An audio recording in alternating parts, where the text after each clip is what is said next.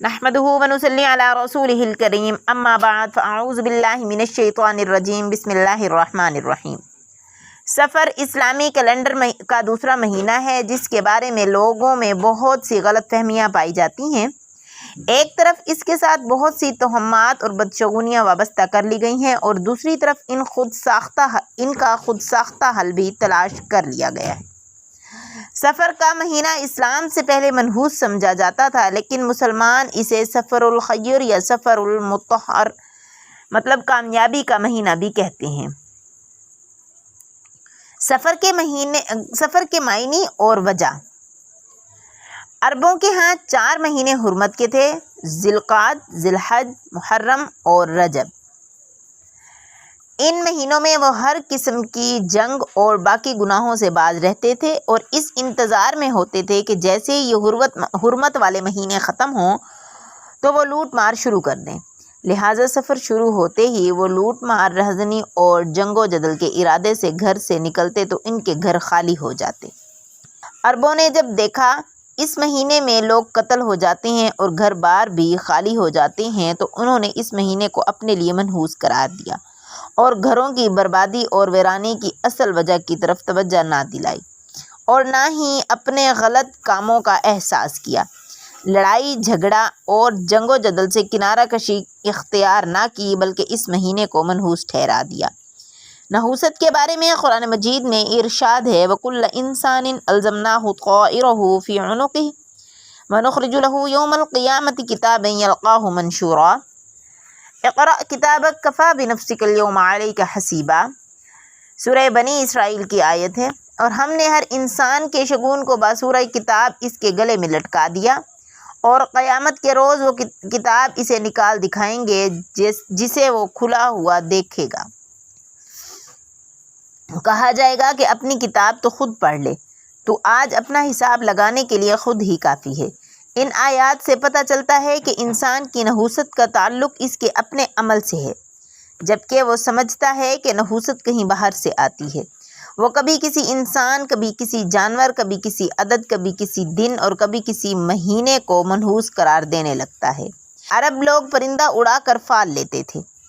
کرمانی نے شورہ بخاری میں لکھا ہے کہ یہ جاہل عرب اپنے دستور کے مطابق پرندہ آزاد کرتے تھے۔ اگر وہ دائیں جانب جاتا تو اسے بابرکت کہتے تھے، اگر وہ بائیں جانب جاتا تو اسے منحوس کہتے تھے۔ زمانہ جاہلیت کی ایک اور رسم یہ تھی کہ جب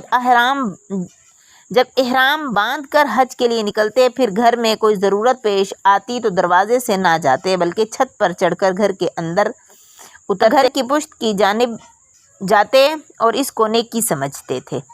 اسلام سے پہلے جب عربوں کی وحشت اور جہالت حد سے بڑھ گئی اور باہمی جدال و قتال میں بعض قبائل کی درندگی اور انتقام کا جذبہ کسی آسمانی اور زمینی قانون کا پابند نہ رہا تو یہ ایک نئی رسم نسائی کی رسم نکالی، یعنی جب کسی زور آور قبیلہ کا ارادہ ماہ محرم میں جنگ کرنے کا ہوتا تو ایک سردار اعلان کر دیتا کہ امسال ہم نے محرم کو اظہر محرم سے نکال کر اس کی جگہ سفر کو حرام کر دیا۔ پھر اگلے سال کہہ دیا جاتا کہ اس مرتبہ حسب قدیم محرم الاحرام اور سفر حلال رہے گا۔ قمری کیلنڈر اور ایک عالمی کیلنڈر ہے۔ قمری کیلنڈر ایک عالمی کیلنڈر ہے۔ قمری حساب عبادات، اسلامی حج، روزہ وغیرہ کا ذریعہ ایک اسلامی شعار ہے۔ اس کے ذریعے ہر انسان، عالم، جاہل، دیہاتی، جزیروں، پہاڑوں کے رہنے والے، جنگلی، سب کے لیے حساب آسان ہے۔ چاند اللہ تعالیٰ کے مقرر کردہ ضابطہ کے مطابق گھٹنے اور بڑھنے کا پابند ہے، نہ تو اس کے گھٹنے اور بڑھنے سے کسی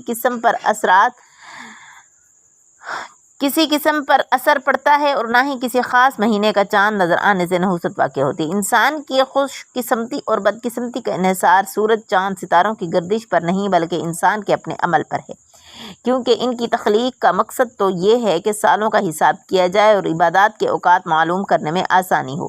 مہینوں کی تعداد اللہ تعالیٰ کی مقرر کردہ ہے۔ قرآن پاک میں اللہ تعالیٰ نے فرمایا کہ ان عدت الشہور عند اللہ 12 شہرا فی کتاب اللہ یوم خلق السماوات والارض۔ بے شک اللہ کے نزدیک مہینے گنتی میں 12 ہیں، یعنی اس روز کہ اس نے آسمانوں اور زمینوں کو پیدا کیا۔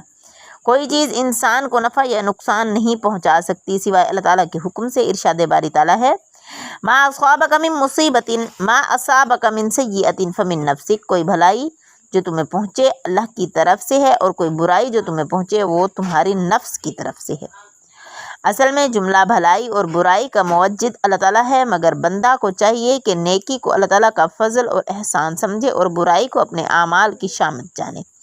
اگر چھوٹی موٹی تکلیف یا بیماری آئے تو دوسروں کو مورد الزام نہیں ٹھہرانا چاہیے، ضرور یہ کسی نے جادو کرایا ہوگا یا دیگر تہمات رکھنا جو پیار محبت کے رشتوں کو ختم کر دیتے ہیں، ایسی باتیں اللہ تعالیٰ کو ناپسند ہیں۔